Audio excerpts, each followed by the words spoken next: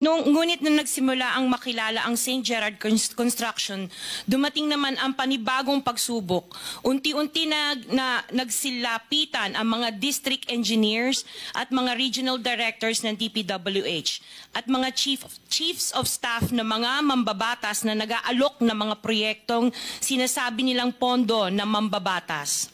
Noong una, sinubukan naming labanan ng mga ito sa pamamagitan ng pagre-report sa DPWH at pagpapadyaryo ng mga tiwaling kawani ng gobyerno, subalit hindi sila natitinag sa mga ito.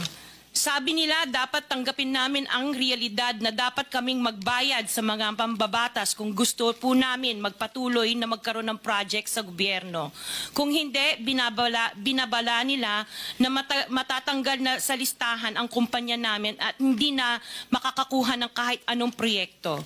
Hindi namin ginusto kailanman na mapasama sa ganitong sistema, pero kailangan namin magpatuloy para sa pamilya at mga empleyado namin.